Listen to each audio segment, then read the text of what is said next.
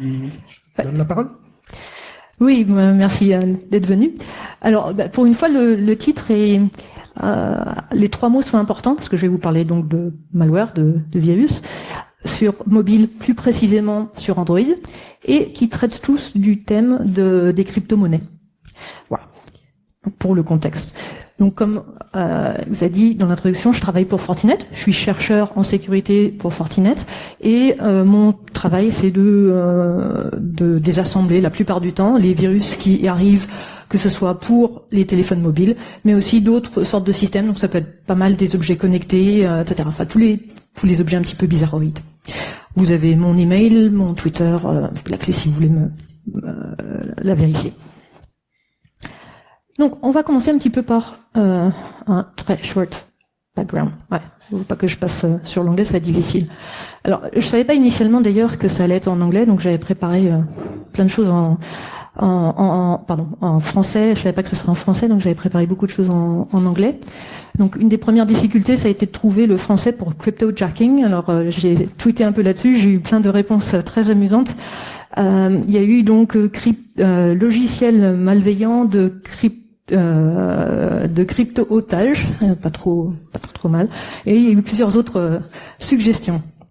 Donc en tout cas, sur Windows, je pense que la plupart d'entre vous, surtout dans des audiences concernées par la sécurité, vous savez qu'il y a beaucoup de malware justement qui font du cryptojacking ou globalement sur les PC, sur Windows notamment. Un des exemples les plus connus, c'est Zero Access, qui est un botnet qui aussi fait de la fraude sur la publicité, donc qui contacte un serveur distant, récupère une liste d'URL où aller cliquer sur ces fameuses publicités, et puis après ça, sur l'ordinateur, automatiquement ça clique pour vous et ça génère un certain revenu. Entre autres, ce botnet fait aussi mine des bitcoins. Donc voilà, c'est deux modes de revenus différents pour le botnet. Un autre exemple relativement connu, c'est The Pirate Bay, qui était un site web pour faire donc des téléchargements, du partage de fichiers en ligne. Eux, ils ont fait ce qui s'appelle du drive-by mining. Alors, je vais pas faire la traduction, mais vous comprenez l'idée. En tout cas, vous mettez à surfer sur la page web concernée, et puis derrière votre dos, sans que vous soyez averti, ça mine.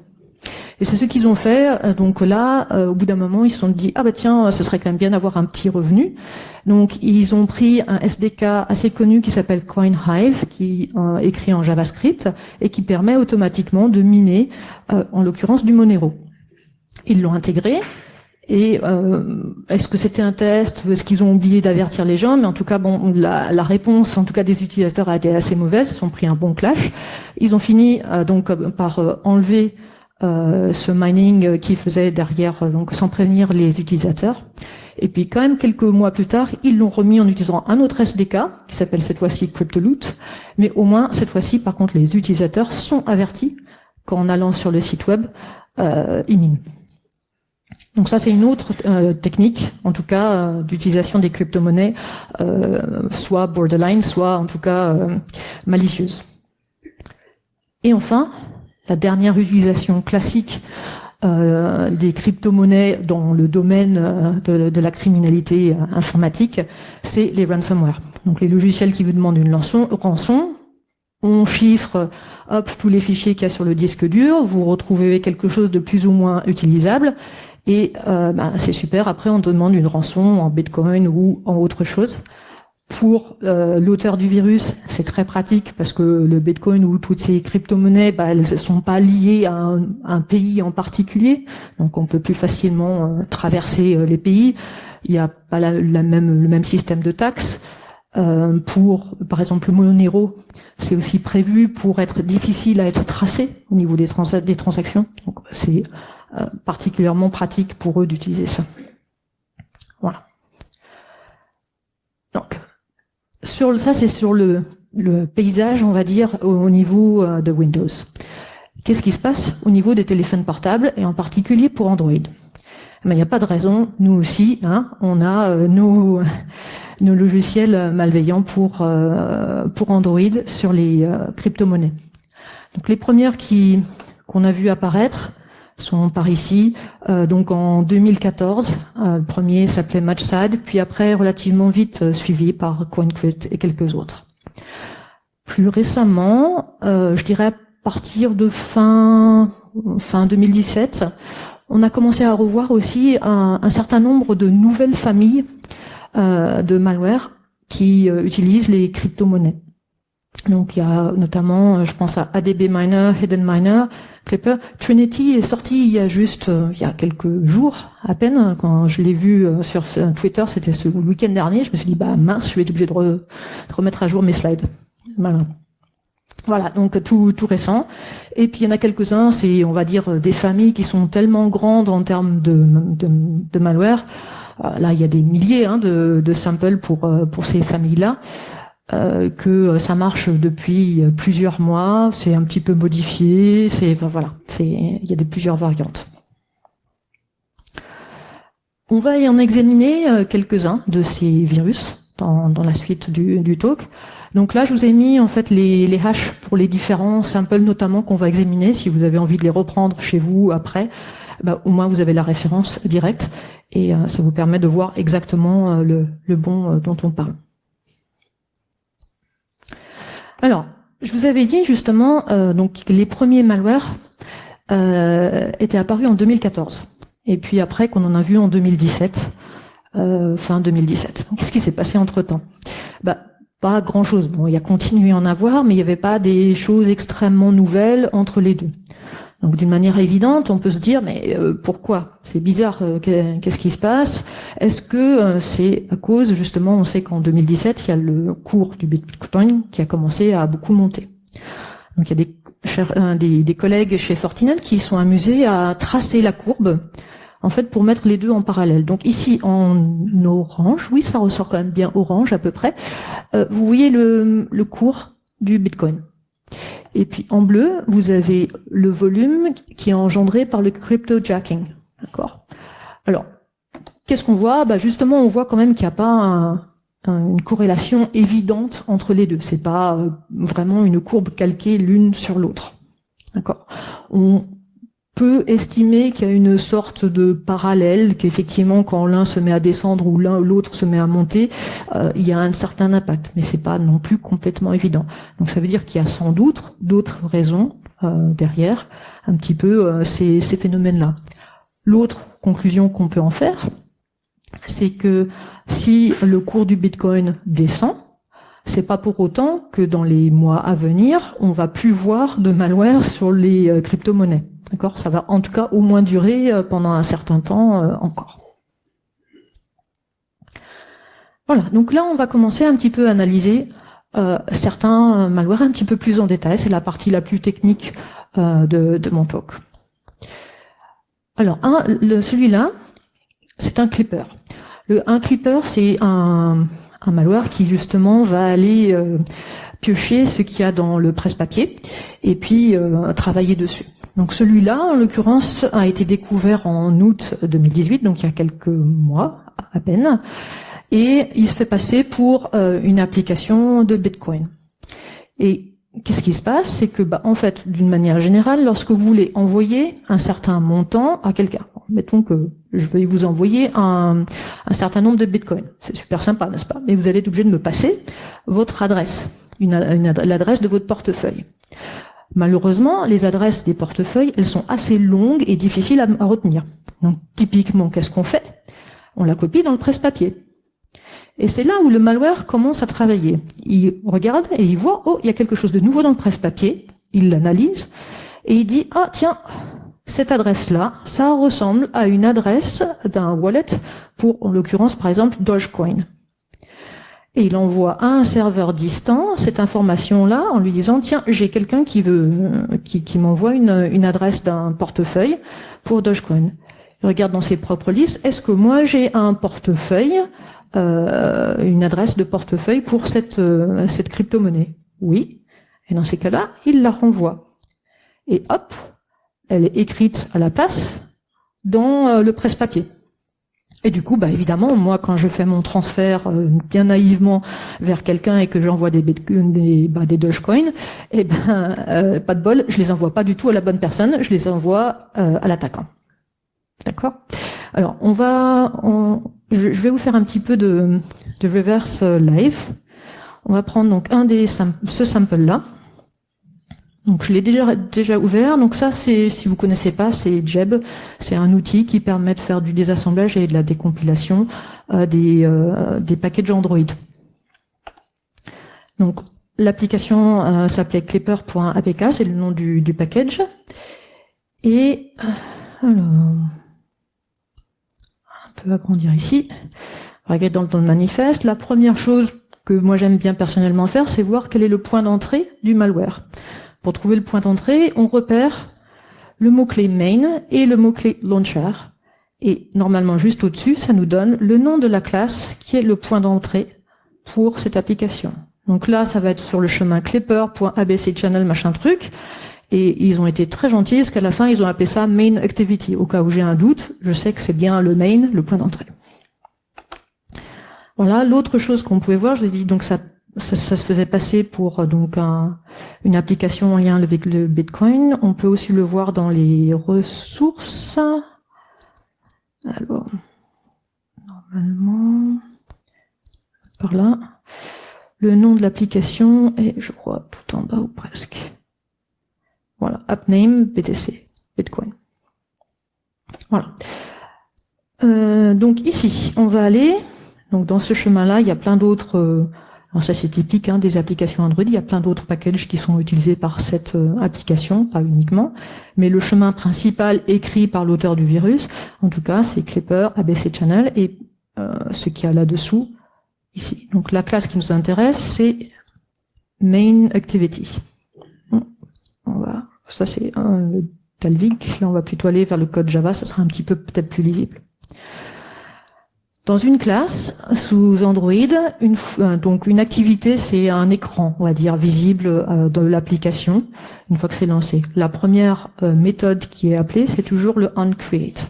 Donc là, qu'est-ce qu'on regarde? Qu'est-ce que ça fait? Ça crée un thread. Très bien. Ça va envoyer visiblement une requête HTTP à une URL qui commence par ça et qui termine par ça. Alors, gate, on va voir ce que c'est. Voilà, gate est là et on lui affecte une valeur ici. Donc ça, c'était l'URL du serveur distant pour l'attaquant. Ça ne fonctionne plus pour l'instant. Vous pouvez essayer, mais normalement, ça ne répond plus. Voilà. Et l'autre chose qu'on voit, c'est que ça démarre un service ici, qui s'appelle Clipboard Service. Donc pareil, on va aller essayer de le voir, celui-là, le Clipboard Service. Donc il est ici. Et pareil, ce qui est intéressant pour lui, c'est de regarder à nouveau la méthode onCreate. On regarde ce qui se passe. Qu'est-ce qu'il fait? C'est très court. C'est pas, il n'y a rien de très compliqué finalement dans ce malware. Il implémente un listener pour des modifications dans le clipboard. Voilà, donc il l'ajoute, et puis voici celui qui l'ajoute, et celui-là, on le retrouve où? Où est-ce qu'il est instancié? Il est instancié un petit peu plus haut, ici, et on voit le nom de la classe. Alors c'est du code des assemblées, donc c'est parfois des noms un peu à rallonge. Dans Clipboard Service 3, je clique là pour voir un petit peu ce qui se passe. Et donc c'est une interface qu'on implémente, et là en l'occurrence, donc toute la logique du malware en question va se retrouver dans cette fameuse fonction onPrimaryClipChanged qui va expliquer ce qu'il faut faire lorsqu'on détecte qu'il y a quelque chose qui a été placé dans le presse-papier. Et là, c'est pas très compliqué. On récupère le texte qui a été mis dans le presse-papier. D'accord? Ça va être mis donc dans V0. Et puis après, on regarde un petit peu ce qu'il y a là-dedans. Donc on regarde, est-ce que ça commence par +7? Alors ça repère des systèmes de paiement en ligne. Donc Kiwi, Yandex, je crois que ça c'est WebMoney, etc. Puis là, Monero. Donc là, il estime que par exemple, il a une adresse de portefeuille qui correspond à du Monero. Si ça commence par un 4 et que ça fait soit une longueur de 106, soit 95. Il va considérer que c'est du Bitcoin si ça commence par un 1 ou un 3 et que ça fait 34 de longueur. du Dash, Doge, ça je crois que c'est Zcash, je crois, Ethereum, Litecoin, Blackcoin. Voilà. D'accord ? Et puis dans chaque cas, il y a une première ligne où il fait juste des logs vers son serveur, et la deuxième, c'est là où il fait effectivement le remplacement. Donc il envoie une première requête vers le serveur distant pour obtenir en réponse l'adresse du portefeuille par laquelle de l'attaquant, donc ce qui veut remplacer. Et puis le remplacement, mais il se fait ici. Donc ici, vous avez l'adresse de l'attaquant, puis on va faire un change. Et là, le change, on regarde dans le clipboard, est-ce que l'adresse de l'attaquant, c'est celle que j'ai dans le clipboard? Si c'est le cas, on fait rien. Si l'adresse est différente, il faut la remplacer. Donc on va la remplacer et on met l'adresse de l'attaquant. Voilà. Donc voilà comment ça fonctionne. Je reviens à mes slides. Voilà. Donc ça, on a vu, c'était le code source de cette application. Une autre, parce qu'il y a plein d'exemples. Des fausses applications, des applications qui disent qu'elles sont quelque chose alors qu'elles ne le sont pas, ça aussi c'est quelque chose que les auteurs de virus aiment beaucoup. Donc là, on a un faux portefeuille pour Ethereum, qui s'appelle MyEtherWallet. C'est un vrai nom de wallet qui existe, mais ce que les gens sans doute ne savent pas quand ils téléchargent cette application-là, c'est que ce nom-là en particulier, ce logo-là, n'existe que pour des portefeuilles, n'existe que en ligne. Il n'y a pas de version mobile. Donc forcément, à partir du moment où on télécharge quelque chose qui est comme ça, mais sur mobile, c'est forcément pas la version, en tout cas légale, légitime, enfin officielle en tout cas. Pas forcément malicieuse, mais elle n'est pas officielle. Et là, en l'occurrence, celle-là, elle est malicieuse. Donc, qu'est-ce qui se passe ? Ça vous dit, moi, je vais gérer votre portefeuille sur votre téléphone portable pour que je puisse importer votre compte. Merci de me fournir votre adresse de wallet et puis aussi votre clé privée. Voyons donc. Et puis, voilà, dès que c'est fait, c'est envoyé de manière distante à une Firebase distante qui est contrôlée par l'auteur du virus. Et puis, de manière presque sympathique, à la fin, il vous répond juste, invalid, ça n'a pas marché, désolé, etc. Donc, au pire, vous vous dites, c'est vraiment n'importe quoi cette application. Vous les avez désinstallés, mais c'est trop tard, d'accord ? Votre clé privée, elle est partie, et l'attaquant, lui, il peut vider le compte. Ça, c'est extrêmement courant. Les autres choses aussi, nous aussi sur Android, on voit des demandes de rançon en plein de monnaies différentes. Là, notamment à gauche, vous avez Double Locker qui demande une rançon en Bitcoin. Lockybot, lui aussi, la demande en Bitcoin. Il y en a plein. Il n'y a pas que le Bitcoin qui existe. Il y a plein d'autres façons de demander des rançons. Si on regarde le code, donc là c'est un petit exemple. Donc Lockybot, lui, qu'est-ce qu'il va faire ? Il va chiffrer les fichiers sur le téléphone portable. Puis après, il va mettre un écran sur le téléphone portable et puis un peu bloquer l'utilisateur là-dessus en disant tant que vous n'avez pas payé, vous pourrez pas faire autre chose. Il fait d'autant plus ça qu'en fait, il se trompe un petit peu sur la manière dont il chiffre les dossiers parce que il les chiffre une première fois, puis il les déchiffre. Il laisse ça comme ça. C'est pas très rusé, mais bon, tant mieux. Voilà. Donc, il met l'écran et puis c'est difficile de s'en sortir. Alors là, on va voir, le code est pas très lisible comme ça, faut le désobfusquer. Une fois qu'on a désobfusqué, c'est quand même plus clair. Qu'est-ce qui se passe ? C'est que dès qu'on essaye de changer le focus de la fenêtre, en gros, ça ferme la nouvelle fenêtre ou la fenêtre système qui correspond. Donc ça devient difficile de basculer vers, par exemple, la fenêtre qui gère les applications pour tuer l'application, des choses comme ça. Vous pouvez toujours vous en sortir, par exemple, en prenant un ADB shell et en tapant quelque chose ou en killant le process ou des choses comme ça. Mais ça, c'est pas à la portée du premier venu sur Android. D'accord. Un autre encore. Alors, c'est Hidden Miner, donc qui là c'est du minage. derrière le dos de la victime, sans du tout l'avertir. Cette application, elle se fait passer pour un update du Play Store. Et puis, en fait, elle fait absolument aucun update, quoi qu'il en soit, mais elle mine sur un pool. Donc là, on voit exactement la fonction, mais je vais faire... Est-ce que j'ai le temps? Ouais, j'ai le temps pour le faire un autre en live. Alors...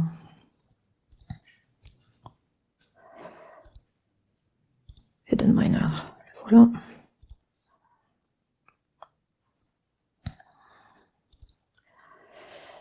Alors, on va refaire un petit peu la même histoire. Ici, on voit main et launcher. Donc, on en est déduit que notre activité principale, donc notre point d'entrée de l'application, elle sera dans que j'arrive bien, sera dans comme Android.ses update main activity. Alors, c'est juste un coup de chance que dans les deux, ça s'appelle main activity. D'habitude, ça peut être n'importe quel nom. Voilà. Et sinon, on peut voir dans les ressources l'icône qui est montrée aux utilisateurs quand ils installent l'application. Donc, ils ont ça. Donc, ils ont l'icône de Play Store. Et ils croient que c'est un update, une modification, un ajout au Play Store. Donc, on va aller dans Main Activity. Et puis là, qu'est-ce qu'on regarde? Donc, onCreate. Alors là, ils sont un petit peu plus casse-pieds parce que ça, c'est juste pour me rendre la vie difficile, moi. C'est pour les chercheurs en antivirus, pour éviter qu'on puisse le mettre sur un émulateur et le faire tourner sur un émulateur et voir ce qui se passe. Parce que dès qu'il détecte qu'on est sur un émulateur, il va tout simplement fermer l'application et on ne verra rien de suspect arriver. Donc ça permet notamment aussi de bypasser certaines détections dynamiques ou des sandbox ou des choses de ce genre-là. L'autre chose qu'il va faire ici, c'est il va demander des droits administrateurs. Si vous avez un téléphone Android, vous avez sans doute déjà vu ça. Ça demande des droits particuliers, device administrator rights, trucs comme ça. Voilà, il va demander un peu ce genre de choses. Et puis là aussi, vous voyez qu'il y a un certain nombre de services. Disable Service, First Service, Notification Service. Alors celui qui est intéressant, bon, je le sais un petit peu à l'avance, c'est First Service. On va regarder un peu là-dedans. Alors, onCreate. Donc, peu importe un petit peu ce que là, on voit juste que ça va nous demander avec insistance de donner les droits Device Administrator. Start for round, ça va démarrer un autre service, Notification Service. Et puis là, celui qui nous intéresse, c'est évidemment là, Start Mining. Start Mining, donc il instancie une classe MyNeoNeon Globals, et puis il va démarrer un thread et démarrer. Là, si on regarde là-dedans, on va voir un petit peu plus. Donc là, on s'aperçoit que ça va utiliser une librairie native. C'est-à-dire que le minage va pas se faire directement dans le code d'Alvik au niveau Java, mais au niveau natif, par exemple implémenté en ARM, sur le téléphone, ce qui sera sans doute probablement plus performant derrière. Et voilà, donc là, ça va aller ici, et ça, c'est exactement le slide que je vous montrais avant. Donc on voit tout, on voit le nom de l'algorithme qui va être utilisé, donc ça c'est l'algorithme de Proof of Work. Bon, ça c'est pour le pool, et puis après, on va miner en utilisant un pool donné. Donc là, en l'occurrence, on voit le nom du pool, ici c'est support XMR. Le port 3333. Et puis, quand on mine sur un pool, on n'est pas le seul, donc il faut donner un petit peu des identifiants. Donc, si on remplace chaque truc, ça va être mining user. Donc, l'identifiant de l'utilisateur qui mine, c'est celui-là. Si on regarde là, c'est ça. Donc, ça, c'est l'adresse du portefeuille de l'attaquant. Donc, voilà, 49, BQ, etc. Et puis, il peut donner, on peut donner, lorsqu'on mine sur un pool, la plupart du temps, on peut donner aussi une petite étiquette aux divers threads qui minent. Et ça, c'est ce qu'ils appellent, en fait, c'est appelé souvent le password. Je vois pas très bien la corrélation que ça a vraiment avec un password, mais bon. Et là, en l'occurrence, ça va être donc la marque du téléphone mobile, qui est utilisé, de la victime, qui est utilisé pour miner. Voilà. Et puis ça appelle donc le process natif pour démarrer et miner et commencer à miner ce qu'il y a. Donc vu que on mine sur ce port XMR, on mine du Monero ici. Alors, je reviens là. Donc vu qu'on a, alors là je sais que c'est un peu petit, mais vous allez me croire sur parole. Ici, c'est la fameuse adresse qu'on a vue dans le code. 49, machin truc. Donc on peut utiliser cette adresse-là et aller sur le pool et voir un petit peu qu'est-ce qui s'est passé, est-ce qu'il mine actuellement ou pas. Et donc là on voit aussi, donc là aussi c'est sans doute un petit peu petit, mais on voit en fait qu'il y a 3 utilisateurs qui sont en train de miner, 3 victimes. Donc une victime qui a un téléphone Lenovo, un autre qui a un téléphone Samsung. Voilà. On peut lui adresser aussi des petits messages, nous en tant qu'analyste, lui dire par exemple I hate malware et puis lui mettre un hash rate de 0, donc on mine pas pour lui. Bon, ça c'est juste pour le fun, parce qu'il s'en fiche. Voilà. Autre chose, je vous ai dit donc dans cette famille-là, Riskware, CoinHive. Alors là, il y en a des milliers. C'est d'utiliser cette fameuse, ce fameux SDK qui a été utilisé par The Pirate Bay, mais d'utiliser pour les virus sur les téléphones portables. Alors pourquoi est-ce qu'il y en a autant? Parce que c'est très facile à faire. Donc il suffit de faire une petite page JavaScript où on donne son identifiant ici pour CoinHive, et puis après ça on dit à quel point on veut miner. Parce que donc on met 4 threads, 0.8 au throttle, ça veut dire qu'on mine à 80% de CPU, et puis on démarre. Et voilà, hop, c'est comme ça qu'on peut faire miner le téléphone. Alors, faut faire un tout petit peu plus que ça sur Android, il faut aller charger cette page-là. C'est pas très compliqué, on instancie un objet de WebView, et puis on lui dit, qu'on accepte de lire du JavaScript, et 2, qu'on va aller charger cette fameuse page qui est contenue dans les ressources. Et voilà, et ça se met à miner. Alors ça, il y en a beaucoup, beaucoup, beaucoup. Alors, il existe chez CoinHive des versions donc qui s'appellent Auto Mining où la victime, enfin là c'est plus vraiment une victime, la personne qui mine donne son consentement. Dans ces cas-là, c'est quelque chose, on va dire, de relativement acceptable. Ce qui est, je pense que vous serez d'accord avec moi, moins acceptable, c'est de miner sans même demander l'autorisation de la personne. Et c'est ce qui se passe lorsqu'on utilise notamment ce système anonyme. Des scripts de ce genre-là, CoinHive, c'est exactement ce qui est distribué par le malware TrinityBot qui a été identifié il y a quelques jours.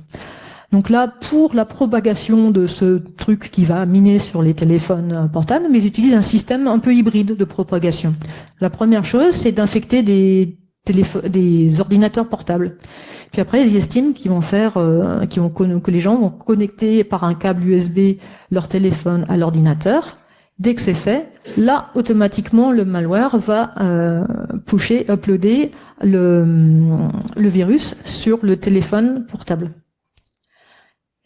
Alors en fait d'ailleurs c'est pas forcément un téléphone portable, ça peut être n'importe quel équipement qui supporte, qui tourne sous Android, donc ça peut être aussi une télévision connectée, ça peut être un DVR, etc.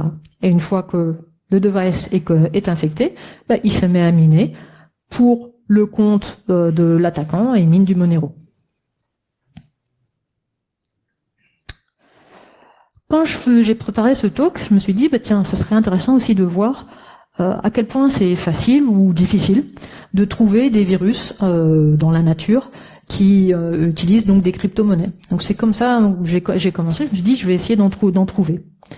Et puis donc le plus facile c'est de chercher quelque chose qui est un peu bizarre ou un peu surprenant. Donc je me suis dit tiens, je vais chercher un logiciel qui arriverait à miner une monnaie telle que le Ripple. Alors là où c'est bizarre, c'est que le Ripple est une monnaie qui ne se mine pas, d'accord, par conception. Eh ben, avec Android, tout est possible. Donc, dans les marketplaces, vous pouvez trouver des choses qui minent du Ripple sans aucun problème. Bon, évidemment, ça fait rien, mais bon, ça, vous n'êtes pas censé le savoir, ok? Donc, il y a plein de trucs comme ça. Si vous voulez chercher des trucs qui minent des choses qui sont pas minables, vous pouvez aussi miner du Tether. Là, je connais pas, hein, personnellement, mais voilà. C'est pas minable non plus, mais sur Android, c'est minable. Voilà. Il y en avait encore un autre, voilà, je me souviens plus. Et tout cela, ils sont par le même auteur, en l'occurrence. Bon, les autres sont pour le coup vraiment minables en théorie, mais ils font absolument rien, évidemment, dans ce cas-là. Alors c'est un peu casse-pied pour l'utilisateur parce qu'il télécharge une application et puis il voit pas forcément la chose. Il voit après un énorme bouton rouge commencer à miner. Et puis là, en fait, quand on appuie sur le bouton, ça affiche juste un nombre aléatoire qui vous dit « Oh, vous êtes en train de miner, vous êtes en train de gagner plein de bitcoin ou plein de litecoin, etc. » Machin truc, on se dit « Oh, ça marche vachement bien, qu'est-ce que je mine bien sur le téléphone alors ?» Super, quoi. On continue. Et puis au bout d'un moment, au bout de quelques jours, on se dit bon, voilà, je suis presque millionnaire, ça serait bien que je puisse transférer quand même l'argent sur mon compte. Donc on va dans les settings et on dit bah voilà, maintenant mon portefeuille c'est ça. Est-ce que vous pouvez gentiment me transférer sur mon portefeuille? Et là, pas de bol, bah ça marche pas. Mais oui, forcément, ça n'a jamais miné rien du tout. Donc quelle est l'utilité? Eh ben c'est que pendant ce temps-là, en fait, ça vous a affiché plein de publicités. Et du coup, vous avez regardé de la publicité, et l'auteur de virus, lui, il a récupéré le gain par chaque clic que vous avez fait ou chaque visionnage que vous avez fait des publicités. Voilà, mais vous n'avez rien miné. Bon, il vous a rien volé non plus, en termes de crypto-monnaie, mais vous n'avez rien gagné non plus. Voilà. Alors, l'analyse. Donc, on a essayé aussi de comptabiliser le nombre de mineurs qu'on avait trouvé sur Android qui étaient détectés par nos FortiGate en l'occurrence. Donc sur le mois de septembre, en ne comptant que les mineurs, c'est-à-dire je compte pas les ransomware, je ne compte pas les choses pas les fake applications, je les compte pas non plus là-dedans, donc uniquement les choses qui font du minage, on a détecté 366 000 hits. Sachant que ça, c'est uniquement sur les FortiGate qui font le reporting, ce qui n'est pas forcément par défaut, fait par défaut. Donc le chiffre réel est largement au-dessus de ça. Donc ça fait quand même pas mal déjà sur un seul mois. L'autre chose, je me suis dit, est-ce qu'il y a des statistiques un petit peu sur le nombre, sur la crypto-monnaie qui est minée? Donc globalement, en fait, bon, je vous ai parlé beaucoup de Bitcoin et de Monero parce que c'est effectivement ce qu'on retrouve le plus dans les virus, mais les virus, eux, ils minent quand même plein de choses. J'ai appris plein de nouveaux noms que je connaissais pas. Bollywood Coin, par exemple, ça je connaissais pas. Hein. Voilà, il y en a plein. Ils n'ont pas vraiment targeté quelque chose de particulier. Celui qu'on retrouve le plus, c'est Monero. Alors pourquoi Monero? Je pense que c'est parce que sur mobile, il utilise l'algorithme de Proof of Work qui est Kryptonite, qui est un petit peu moins CPU intensif que celui de Bitcoin. Le Bitcoin, vous ne pouvez pas le miner sur un téléphone, ça marchera jamais. Déjà sur un laptop, vous n'allez pas vraiment miner grand chose, d'accord. Monero, c'est un petit peu plus faisable. Voilà. L'autre point aussi, c'est que Monero est pas traçable, donc il y a beaucoup plus de privacy entre guillemets de ce point de vue-là. Donc ça les intéresse. Voilà. Et sinon après il y a plein d'autres monnaies, donc Dogecoin, OmiseGo, je connaissais pas non plus, Cardano, Dash, Zcash, blablabla. Mais voilà, elles y passent à peu près toutes, sans parler de certains malwares qui ne contrôlent pas exactement la monnaie qu'ils minent. Donc là je pense par exemple à la famille de CoinMiner. Eux, ils vont miner tous les algorithmes, toutes les monnaies qui utilisent l'algorithme NeoScript. Donc ça veut dire qu'ils vont miner le plus profitable de ce qu'il y aura à ce moment-là, ce qui peut être donc ce fameux Bollywood Coin, Crowdcoin, Dinero, Guncoin, alors ça c'est pour l'achat et la vente d'armes, et Orbitcoin, ça je sais pas ce que c'est non plus, Orbit. Bon. Je sais pas si c'est pour les satellites, à voir. Sur les poules. Alors, est-ce qu'il y a une poule malicieuse? Bon, la réponse est non, en fait. Ils utilisent tous des poules un petit peu différentes, puis il faut savoir aussi que dans le monde du minage, comme ça, il n'y a pas vraiment les poules durent pas forcément très longtemps. Les poules qui étaient en 2014, il y en a quand même beaucoup qui n'existent plus à l'heure actuelle. Voilà. La seule chose qu'on peut tirer, que j'ai réussi à tirer de cette étude-là, c'est que par contre, on n'avait jamais vu des malwares qui faisaient du solo mining. Donc, qu'est-ce que ça veut dire? Ça veut dire qu'ils sont relativement raisonnables de ce point de vue-là, parce que du solo mining, ça veut dire qu'on minerait sans passer par une pool. On espère obtenir un gain juste par soi-même, ce qui a très peu de chances de pouvoir marcher. Donc j'ai dit, Bitcoin, ça vraiment c'est mort sur téléphone portable. N'essayez pas de miner du Bitcoin. Et d'ailleurs, si vous cherchez un Bitcoin miner pour mobile, vous avez de grandes chances que ça soit au final soit quelque chose qui ne marche pas, soit un malware. Ok ? Qu'est-ce que vous allez pouvoir miner sur un téléphone portable? Vous allez pouvoir miner notamment un peu toutes les crypto-monnaies qui utilisent l'algorithme Kryptonite. Donc Bitcoin, Electroneum, Monero, des choses comme ça. Donc j'ai essayé un petit peu, juste pour voir qu'est-ce que ça donnait. Donc j'avais plein de téléphones là dans le lab, j'ai testé un peu sur certains, et puis j'ai trouvé aussi certains hashes, ce qui me paraissait raisonnable sur le web, que j'ai recopié pour les autres. Donc si vous avez un vieux téléphone ou quelque chose de pas très puissant, vous allez miner dans les 20 hashes par seconde. Si vous avez quelque chose de très puissant comme téléphone, vous allez miner au mieux du 75 hashes par seconde. Pourquoi? Parce que Ion, lui, il utilise un algorithme qui s'appelle Kryptonite Lite, qui est encore plus efficace. Au cas où vous posiez la question, c'est absolument ridicule. Sur un ordinateur portable comme celui-là, qui est absolument pas dédié, qui est pas forcément non plus le dernier cri et tout, on mine du 300, 400 kilo hash par seconde. Donc là, avec vos 75 hash par seconde, on va bien rigoler. Voilà. Donc, j'en ai profité pour suivre un peu les gains des différents auteurs de virus. Bon, l'avantage quand même qu'ils ont eux, c'est qu'ils payent pas l'électricité. Donc là, on le voit, lui, donc il avait 4 personnes qui minaient pour lui. On retrouve bien les hash rates que j'avais mis. Donc là, vous le voyez peut-être pas de loin, mais c'est entre 8 hash par seconde et 50 hash par seconde, avec un total de 66 hash par seconde. Pour un gain approximatif de 20 francs suisses. Ceci pour le mois entier d'avril. Bon. CoinMiner, là, il y en a 7 qui étaient en train de miner pour lui. Alors là, il mine sur du NeoScript, donc je vous ai dit, c'est plein de crypto-monnaies différentes, mais c'est converti après en Bitcoin sur cette pool-là, et lui, il a gagné 11 francs suisses. À ce moment-là, il est devenu riche, hein. Donc j'ai suivi quand même un petit peu ce qu'il y avait, parce que là c'était juste une instance. Alors l'avantage, vu que c'était du Bitcoin, on pouvait un peu suivre. Alors c'est un peu suivre les transactions. C'est un peu compliqué parce qu'ils utilisent du mixing pour dispatcher l'argent un petit peu partout. Donc en suivant un petit peu l'adresse cible à laquelle ça semblait vraiment aller, sur donc toute la durée de vie de ce virus-là, donc plusieurs mois, 250 francs suisses. Et encore, je suis pas sûr qu'il n'y ait pas eu d'autres virus ou d'autres apports d'argent derrière. Donc là, si on voit aussi, Muchad, 3 francs suisses. Hein, lui, pas aller très loin. Hein. Hidden Miner, 20. CPU Miner, 170. Coin Miner, 230. ADB Miner, c'est un petit peu mieux. 1300 francs suisses. Enfin, c'est quand même pas non plus génial, sachant que c'était pour une année entière. Et que lui, il avait 7000 bots qui travaillaient pour lui. Et 7000 bots, pas que des téléphones portables, il y avait aussi des télévisions qui s'étaient fait infecter dans celui-là.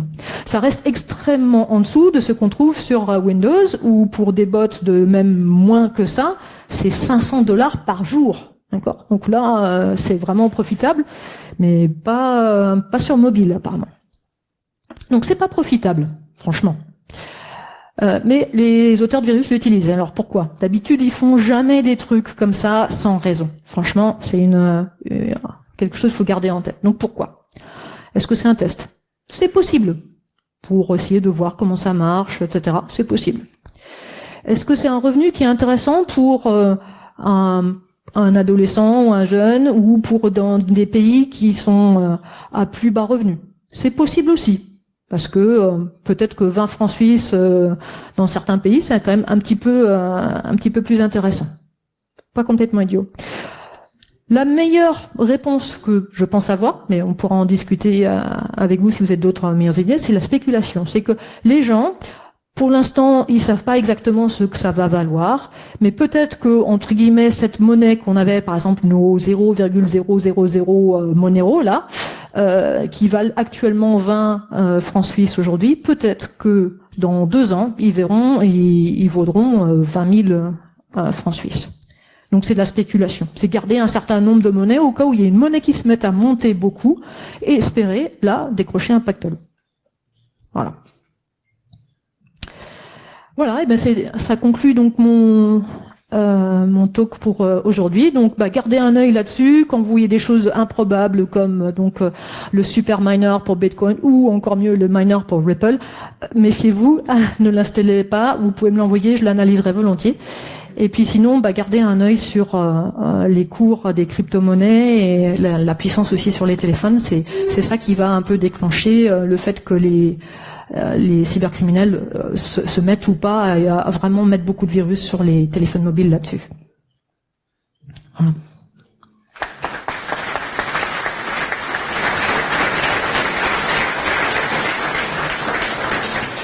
Alors, merci beaucoup pour cette présentation. On a le temps pour des questions. Là-bas.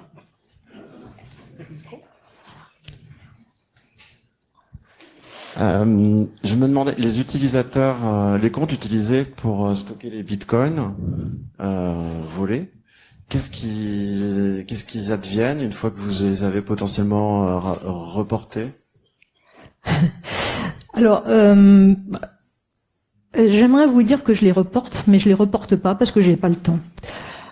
Il y a, à l'heure actuelle, il y a entre 5000 et 10 000 nouveaux virus pour Android chaque jour.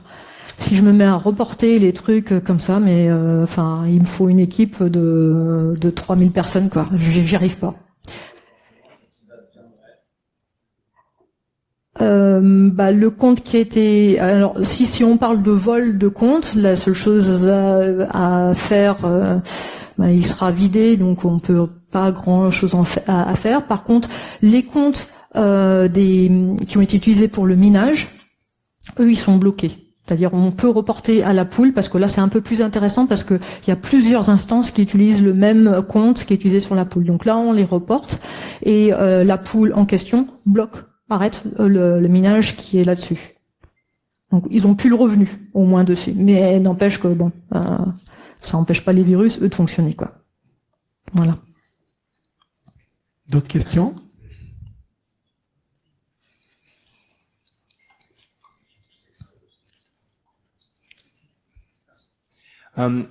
Qu'est-ce que vous pensez qui est le plus la raison du fait qu'il y ait plus de malware sur Android que sur iOS? Est-ce que c'est plus en amont qu'il y a moins de contrôle pour la publication des applications, ou plus que les API d'Android sont plus permissives? Alors je rigole parce que celle-là, je l'ai absolument à toutes les talks que je fais. Et j'ai pas vraiment de réponse.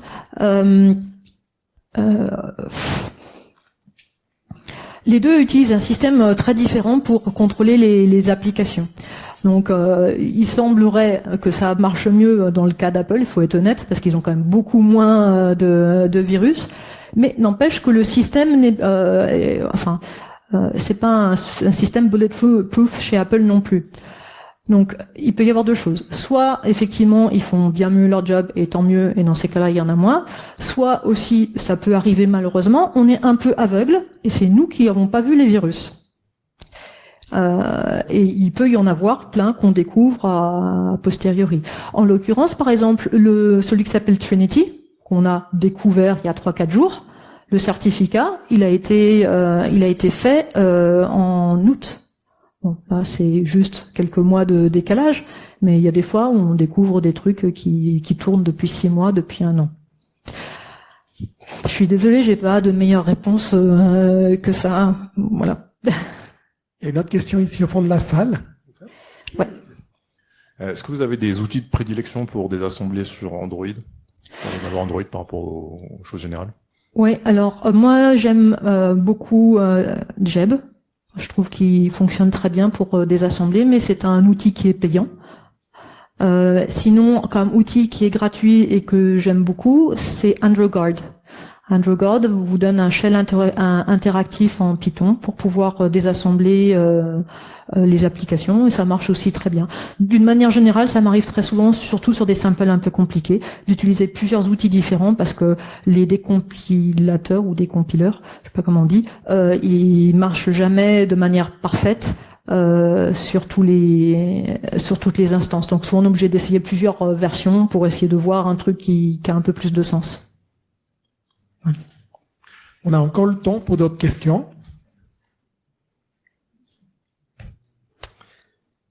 Voilà, bon, si c'est pas le cas, alors encore une fois, merci beaucoup pour la présentation Merci à vous. très intéressante.